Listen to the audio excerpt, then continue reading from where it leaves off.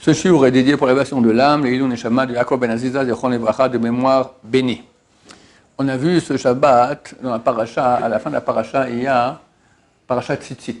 Ce qu'on lit à la fin du Shema matin et soir, tout le passage qui parle de la mitzvah de Tzitzit. Or, il y a une chose extrêmement curieuse là-bas, c'est que le début de la paracha, on parle à la troisième personne. Ils feront des tzitzit au coin de leurs habits, et ce sera un tzitzit au coin de leurs habits. Troisième personne. Verset d'après, va yalachem les tzitzit, et ce sera à vous un tzitzit, uritem oto, et vous le verrez, uzchatem, et vous souviendrez de tous les mitzvot, velotatour, et vous ne prostituerez pas après vos yeux et votre cœur. Alors on parle à vous. On commence troisième personne, après on passe à la deuxième personne du pluriel, mais quand même deuxième personne. Comment ça se fait? En fait, le premier verset, il parle de la confection du tzitzit. Vous ferez le tzitzit. Ce sera pour vous la mitzvah de tzitzit. Mais on ne l'a pas encore faite. Maintenant, Rabbi Shimon bar Yochai, il a dit, celui qui est zélé dans la mitzvah de tzitzit, il reçoit pnei shrina, la face de la shrina. En parenthèse, toutes les mitzvot qu'on a citées dans cette paracha, la paracha d'avant, presque tous ont un point commun. Tzitzit, avant de quoi on parle de Slofra, de Machal Shabbat, transition du Shabbat. Avant, on parle Shlach Lecha, venir habiter l'importance de la terre d'Israël. La paracha d'avant, on parle de Myriam qui apparaît à la Shonara. Toutes ces mitzvot-là équivalent aux 613 mitzvot. La mitzvah de Tzitzit, comme le dit Rashi sur le verset, Tzitzit en valeur numérique, ça vaut 600 plus 5 nœuds plus 8 fils, ça fait 613. Habiter en terre d'Israël, ça équivaut aux 613 mitzvot. Shabbat, ça équivaut aux 613 mitzvot. Transgresser, d'accord? C'est comme si on transgresse toute la Torah. On parle aussi de Avodah Zara dans cette paracha, d'accord? C'est aussi équivalent aux 613 mitzvot. Auparavant, on parle de la Shonara, dans la paracha encore d'avant, Myriam qui appelle la Shonara, d'accord? Ça aussi, ça équivaut aux 613 mitzvot, d'accord? Donc, il y a un rapport, c'est une mitzvah super importante dont on parle dans ces parachiotes-là. Et Rabbi Shimon bar Yochai, comme j'ai dit, il dit que celui qui fait la mitzvah de tzitzit, il est zélé, alors il reçoit la face de la shrina. Alors c'est ça le sens. Pourquoi est-ce qu'on parle de la troisième, on passe de la troisième personne à la deuxième personne? Quand tu confectionnes le tzitzit, tu n'as pas encore fait la mitzvah. Va ya lachem le tzitzit, et ça sera pour vous la mitzvah de tzitzit. Ça, on parle déjà que tu fais la mitzvah. Alors on ne parle pas de il. C'est-à-dire, ça sera pour eux, la mitzvah de tzitzit. Pour vous.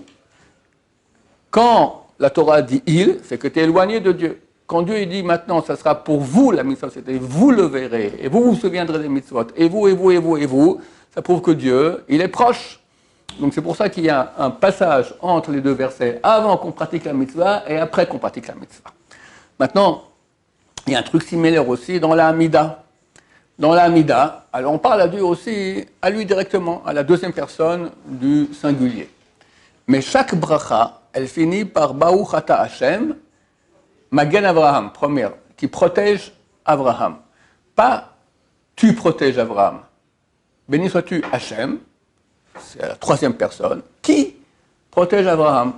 Après, deuxième, Mahayametim, que tu, non, qui, lui, il ressuscite les morts. Après, il donne la sagesse. Après, il ramène au tchouva, il pardonne, etc. Toutes les brachot finissent à la troisième personne. Il n'y en a qu'une seule qui finit à la deuxième personne. C'est laquelle? Alors, je ne laisse pas trop réfléchir parce que ça prendra du temps. C'est l'avant-dernière bracha de la Hamida.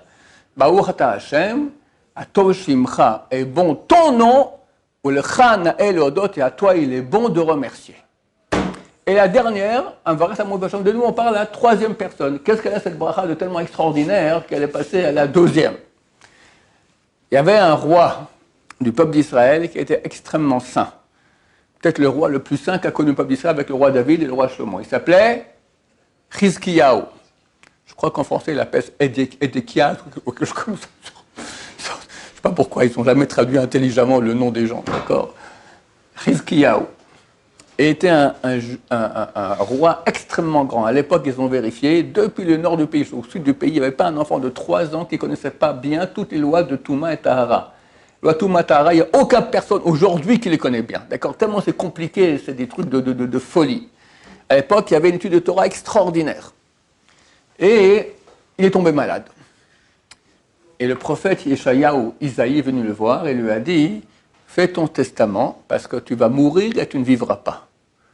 De quoi tu vas mourir, tu ne vivras pas? Tu vas mourir dans ce monde, tu ne vivras pas dans l'Amaba. Rien, niet. Mais pourquoi? Regarde tout ce que je fais de bien dans la vie. Tu t'es pas marié, mon cher ami. Tu t'es pas marié. La première mise de la Torah, c'est se marier et avoir des enfants. Tu n'as pas eu d'enfants. Il dit, j'ai vu Beroach HaKodesh. C'était un grand roi, il voyait les choses, il voyait l'Esprit Saint. J'ai vu que mes enfants seraient des Réchaïm. Alors il lui a dit, le prophète Yeshayahu lui a dit, dans les affaires de Dieu, les choses cachées, qu'est-ce que tu te mêles? Tu as mis ça d'amener des enfants, tu amènes des enfants, point barre. Alors quelqu'un lui a dit, ok Yeshayahu, j'ai entendu, finis ta prophétie et pars. Moi j'ai une Kabbalah, j'ai une tradition de mes ancêtres, c'est le roi David, que même si on a une épée aiguisée sur la nuque, il ne faut pas désespérer des rachamim, la miséricorde divine. Il s'est tourné vers le mur, de là on apprend qu'il s'est bien se prier devant un mur, et il s'est mis à prier. Dieu, accorde-moi la vie, je me marie. Et Yeshayahu, en train de descendre les escaliers du palais, de lui dire, remonte, dis-lui que je rajoute 15 ans de vie. Alors, Yeshayahu lui a dit, je raconte l'histoire en passant, parce que c'est sympa, c'est pas le bon sujet, mais en passant. Yeshayahu lui a dit, ok, alors donne-moi ta fille, à toi Yeshayahu, peut-être que ton mérite, un des plus grands prophètes qu'on a eu, c'est Yeshayahu, et mon mérite feront que les enfants seront bien. Il a donné, elle s'est mariée avec lui, et ils ont eu des enfants tordus. Un, il s'appelait Rav Shaké, l'autre s'appelait Ménaché. Et le matin, quand il avait 3-4 ans, le roi Chizkiyahu les prenait les deux sur ses épaules et les amenait au Talmud Torah. Et un jour, il entend que l'un dit à son frère, t'as vu la nuque de papa, comme elle est grasse comme ça, elle pourrait faire l'objet d'un bon sacrifice à l'Avodazara, à l'idole. Il a entendu ça, Chizkiyahu, il a pris les enfants, il les a jetés par terre. Un est mort sur le coup, l'autre, il a survécu. D'accord? C'était... qui j'avais dit, Rav Shaké et Ménaché. Ménaché, il y a peu de rois dans l'histoire juive qui a fait autant de mal au peuple d'Israël. Il a tué des milliers de juifs, des milliers, et il a interdit tout ce qui a à voir avec la Torah. Il n'y a plus un seul Sefer Torah, tout était caché, c'est la Gestapo anti-religieuse. Terrible! Puis il a fait tchouva, il a fait une très grande tchouva. Comment il a fait tchouva? Je vous raconte aussi, c'est pas mon sujet, mais si déjà on raconte des belles histoires. Pendant 22 ans, il était ce grand rachat. Puis est venu le roi d'Irak qui a conquis Jérusalem. Et il a pris en prison, il l'a amené en Irak, il l'a mis en prison. Il a commencé à le torturer. Il l'a mis dans une casserole, sous le feu. Et la casserole commence à chauffer. Il dit aïe, aïe, aïe, c'est chaud, c'est chaud. Alors il commence à appeler. Il a commencé à appeler toutes les idoles qu'il connaissait. Je ne vais pas dire leur nom, on ne peut pas, d'accord? Celui qui est suspendu, l'autre qui est un peu gros et jaune qui sourit, et tous ceux de leur époque, etc. Il appelle, rien du tout. Après, il s'est dit, bon, il reste que le Dieu des Juifs. Moi, je n'y crois pas. Mais je crois, je vais l'appeler, on verra. S'il me répond, ça prouve qu'il est vrai. Sinon, ça prouve que j'ai raison et que c'est un faux Dieu. Il appelle le Dieu d'Israël. C'est écrit que les anges, tous les anges qu'il a créés avec tous les péchés qu'il a faits, ont mis des barrières pour que la prière ne passe pas. Dieu a fait un souterrain. Il a passé sa main. C'est pour ça que nous, on prie que les balais de tchouva, quand quelqu'un tu veux prier pour sa tchouva, tu pries que Dieu fasse un passage souterrain comme ça pour ramener son âme. A fait un souterrain sous ton trône de gloire. Il l'a fait pour passer outre tous les barrages que faisaient les anges, et il a reçu la prière de Ménaché. Et Ménaché se réveille dans son lit à Jérusalem. Il dit, oh là là, quel cauchemar j'ai vécu. J'ai rêvé que l'armée irakienne est venue, ils m'ont pris ici à Jérusalem, ils m'ont pris en prison, ils m'ont torturé. Donc il voit sur ses jambes qu'il y a des cicatrices, il a mal. Il voit que vraiment, c'était pas des bêtises. Alors, il a compris que Dieu a fait un grand miracle. Il a fait une très très grande chouva. Baruch Hashem. Donc, Chizkiyahu a été guéri. Il a écrit, c'est écrit dans tout ce qu'il a écrit, vous pouvez voir ce qu'il a écrit, c'est écrit dans Yeshayahu, chapitre 45. Il a écrit lettre de Chizkiyahu à Dieu. J'ai cru que je ne pourrais plus jamais voir Dieu. Et Dieu m'a guéri et je peux maintenant le voir. La question se pose, de quoi tu peux voir Dieu? C'est écrit que personne ne peut voir Dieu. Dieu écrit dans la Torah, quelqu'un ne peut pas vivre et me voir. S'il me voit, il meurt. D'accord? Nous, on a vu un certain dévoilement de Dieu au Mont Sinaï, pas tout. Et déjà, notre âme a quitté le corps, les Juifs ont dit à Moshe, bon, allez, continue-toi à parler à Dieu, nous, on ne peut pas, on ne tient pas le coup. D'accord? C'est trop ce serait trop hard, trop difficile. Alors qu'est-ce qu'il dit Yechiskiyahu? Maintenant je vais vivre et je pourrais voir Dieu. Le Radak sur place, Rabbi Levi Kimchi, un des grands commentateurs de la Bible il y a 7-8 siècles, il cite un des plus grands géonim du 8e siècle, Rav Sadia Gaon, qui dit ça veut dire quoi voir Dieu? Le remercier pour les bontés qu'il nous fait. Ça veut dire que c'est quoi voir Dieu? On ne peut pas voir Dieu. Et quand on voit tout le bien qu'il nous fait, ben, tu le vois. Tu le vois pas lui, mais tu vois qu'il est là. Quelqu'un qui a vu qu'un miracle. Quelqu'un qui le matin se lève et il voit. Quelqu'un le matin qui se lève et il entend. Vous savez que le corps, à quel point le corps il est complexe. Un temps il y avait des médecins. C'est fini, un médecin du corps. Maintenant, tu es spécialiste. Un médecin généraliste, il ne sait rien sur rien. Il sait un peu tout sur tout, mais il ne sait rien de façon profonde. Alors tu vois, maintenant, même pour l'oreille, tu as dizaines de spécialistes différents pour chaque rôle de l'oreille. Idem pour les yeux. Idem. Tellement c'est complexe. Et tu te lèves le matin, tout va bien. Mais il y a de quoi remercier Dieu jour et nuit. C'est extraordinaire. En plus, tu es né juif. En plus, tu es né juif dans la Torah. En plus, tu vas vivre maintenant très bientôt à l'époque du Mashiach, que nos ancêtres ont, depuis que le monde est créé. Le deuxième verset de la Torah, il parle déjà du nom du Mashiach. On attend ce moment-là, on va le vivre nous. Mais il y a de quoi danser toute la journée. C'est ça voir Dieu. C'est ça voir Dieu. C'est ce qu'a écrit Yechiskiyahu. Maintenant, je pourrais voir Dieu, c'est-à-dire voir tous les bienfaits qu'il me fait. Donc, dans cette avant-dernière bracha, on remercie Dieu pour tous les bienfaits qu'il nous a fait. C'est ça le sujet de la bracha. On le tutoie. On parle, la signature, elle est tu, parce que quand tu fais ça, tu vois Dieu, il est présent devant toi. Tous les autres, c'est la troisième personne. Autre cas où on voit un changement comme ça, on finira avec cela, de la personne, quand on fait une bracha. Toutes les bénédictions, comment elles commencent? Baruch ata Hashem, béni sois-tu Hashem. Elokeinu melech haolam, notre Dieu, roi du monde. On tutoie. Après, comment on finit les brachot? Toutes les brachot finissent à la troisième personne. Shakol niya bidvaro, que tout a été fait par sa parole.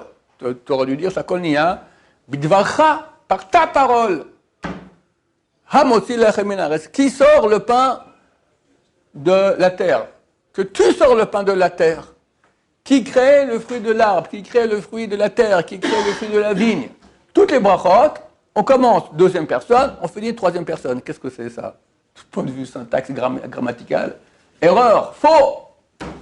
La Kabbalah explique comme ça, elle dit un truc phénoménal. On va voir quelle est la puissance des brachot. Rabbeinu Hari, auteur de toute la Kabbalah, il a dit à son élève qu'il a réussi à être ce grand rabbin qui a amené toute la Kabbalah aujourd'hui qui est étudiée, c'est celle du Ramchal. Grâce à quoi? Grâce à deux choses. Un, il faisait les mitzvot avec joie. Deux, il investissait beaucoup dans la formulation quand il disait les brachot. Shakol Madivaro, Hamotzi lechem min haaretz, Birkat Hamazon, c'est le ministère de la Torah, d'accord? Toutes les brachot, il faisait lentement en pensant ce qu'il disait. Ça lui a mis un flux de connaissance de Dieu le plus grand qu'il y a eu les derniers siècles. Cet homme-là, il est mort très jeune. Il a changé la face du peuple d'Israël. Aujourd'hui, il n'y a plus. À l'époque, les gens ne connaissaient pas la Kabbalah.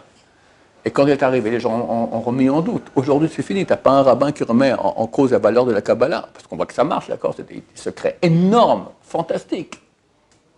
Grâce à quoi? Comme c'est les brachot.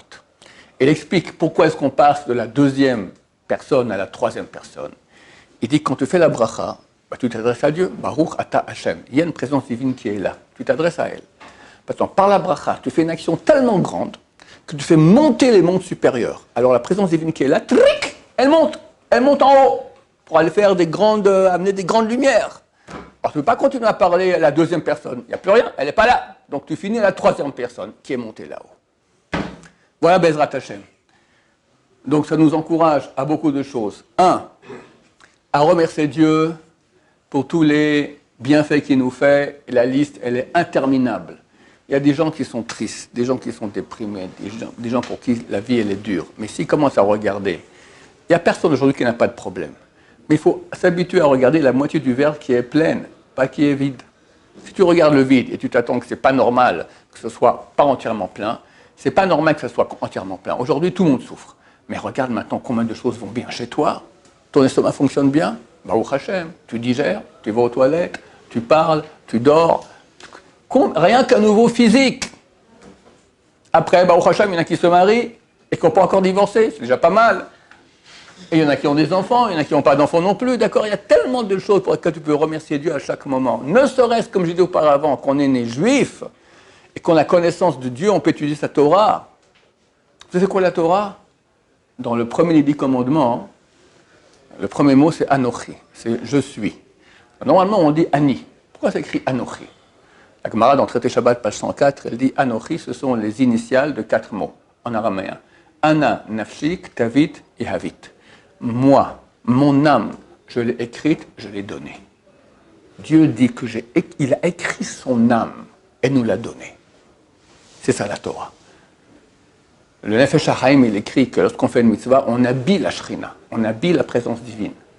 Mais quand on étudie la Torah, on crée la Shrina, on agrandit la Shrina, on nourrit la Shrina. D'accord? Tu fais qu'elle est là, beaucoup plus puissante. L'étude de Torah, c'est phénoménal, il n'y a pas de mitzvah aussi grande que cela. Et toi, tu peux étudier la Torah, mais il y a de quoi danser tous les jours. Une fois, il y avait un Baal Tshuva qui était un peu déprimé. Alors, il rencontre le Rabbi Sion dans la rue. Il lui dit, Kvod Harav, je ne sais pas, tous mes copains, un il est devenu docteur, l'autre il est machin. Et ils sont religieux, il me dit non. J'étais non religieux. Et toi, tu as fait Tshuva. Mais mon cher ami, tu devrais danser toute la journée. Regarde qu'est-ce qu'ils sont, les docteurs. C'est quoi un docteur? Rien, un grand zéro. Toi, tu peux étudier la Torah de Dieu, c'est le sens de la vie. Quelle vie? Non seulement ici, parce que ça te donne une présence divine, une proximité de Dieu qui va t'aider dans tout. Combien de gens, ils ont des millions, etc., tout ce que tu veux, et puis à la maison, ils rentrent à la maison, ils se bagarrent avec leur femme, pas de shambait. Ils n'ont rien. Ils n'ont rien. C'est terrible. Et combien ont des malheurs, etc. D'accord? Quelqu'un, il a des millions, mais il a des problèmes de santé. À quoi ça sert tous ces millions-là? D'accord? Comment on fait pour éviter tous ces malheurs? La proximité de Dieu, c'est clair qu'elle amène énormément. Et ça, c'est dans cette vie, dans ce monde-ci. Mais après, tu as Olam Haba. Olam Haba, c'est quoi? C'est éternel. C'est quoi éternel?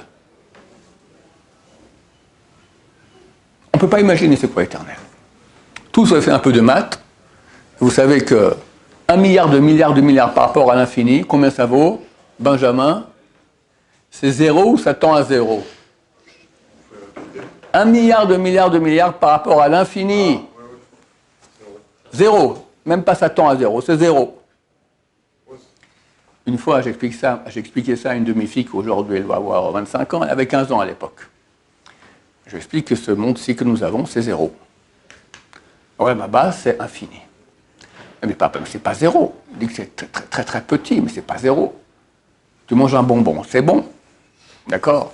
Quelqu'un fait un péché interdit, d'accord, mais c'est bon, d'accord, c'est bon. On ne peut pas dire que c'est 0. Quelqu'un, il a des millions, il a fait beaucoup d'argent, il a magouillé tout le monde, il se paye des belles vacances, une belle voiture, des belles maîtresses, tout ce que tu veux. Ça ne veut pas dire que c'est 0. C'est pas rien. C'est petit par rapport à l'infini, mais c'est pas rien. Mais on vient d'entendre de la part d'un mathématicien, par rapport à l'infini, ça vaut 0. Qui a raison? Ma fille ou les maths? Les maths. Et pourquoi ma fille, elle a tort? Parce qu'elle, dans sa tête, elle imagine l'infini à 15 ans. Comment tu imagines l'infini? Très, très, très, très, très, très, très grand, mais il s'arrête. Donc il est immense, gigantesque, mais il a arrêté. Donc forcément, le petit Olam Hazé, ce monde à nous, qui est tout minuscule, mais il est là. Parce que par rapport à un monde gigantesque qui fait des millions de milliards d'années, mais pas plus, alors ta petite vie qui fait quelques dizaines d'années, elle est là, elle compte pour quelque chose. C'est là l'erreur. L'infini, il est infini, il ne s'arrête jamais. Jamais, jamais, jamais, jamais, jamais, jamais, jamais. Donc il n'a pas de fin. Mais elle, dans son imagination à l'âge de 15 ans, imagination, c'est du mot image. Est-ce qu'on peut avoir une image de l'infini? Impossible. Impossible. Regarde ça avec les enfants. Dis-leur. De toute façon, ils en posent la question. Papa, Dieu, il est né quand? Et non, il a toujours été. Ok, toujours été. Oui, mais avant. Mais avant. Parce que lui, il ne peut pas imaginer l'infini. Nous non plus d'ailleurs. On peut comprendre qu'il y a l'infini. On ne peut pas l'imaginer du mot image. Parce qu'une image, elle est finie. Toutes les images sont finies. Or, l'enfant, il n'a pas la capacité encore de dépasser l'imagination. Donc, il cherche à comprendre. On le dit, il a toujours été. Alors, il voit un toujours qui est fini. Alors, il dit, ah, d'accord, qui a créé Dieu? Il vient d'où? D'accord? Mais nous, qu'on arrive à dépasser l'imagination, on peut croire maintenant que l'infini, il est infini. Et quand dans ta petite vie maintenant, tu vas investir dans le remerciement à Dieu, tu vas voir, tu auras une proximité de Dieu. Tu as gagné Olam Haba, tu as gagné la proximité de Dieu pour l'infini. Ça vaut des millions de milliards. On devrait remercier Dieu jour et nuit pour cela. Et un des grands moyens, c'est ce dont j'ai parlé aussi, les brachot, les bénédictions. D'accord. Si Rabbeinu Hari a reçu tout ce qu'il a reçu grâce à ça, entre autres, la joie dans les mitzvot et aussi les brachot. Tu dis une bracha, tu la dis lentement, en pensant ce que tu dis. Et puis tu dis au Yetzer Hara, le mauvais penchant qui dit, allez, mange, mange vite, mange, mange. Tu fais la bracha en 3/4 de seconde. Elle vaut rien. Et puis même tu avales des mots. Ça va, prends ton temps. C'est pas si long de bracha. Baruch, Ata, Hashem, pensez, maître de tout, et Hashem Adonakol, qui est éternel. Elokeinu, maître de toutes les forces, tout puissant. Melech haolam, shakol medvaro. Allez, combien de temps ça a pris? 5 secondes. C'est pas la fin derrière. Après, tu manges, mange tant que tu veux. N'oublie pas la bracha aussi à la fin, qui est plus importante que la bracha d'avant. Plus importante. Grâce à cela, tu vas remercier Dieu.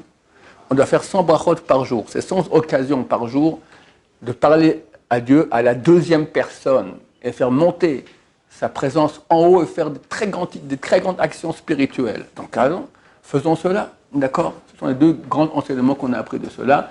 Plus la mitzvah de tzitzit, que quand on l'a fait, on sache qu'on reçoit la face de la Shrina. Baruch Adonai, l'olam, amen, va amen.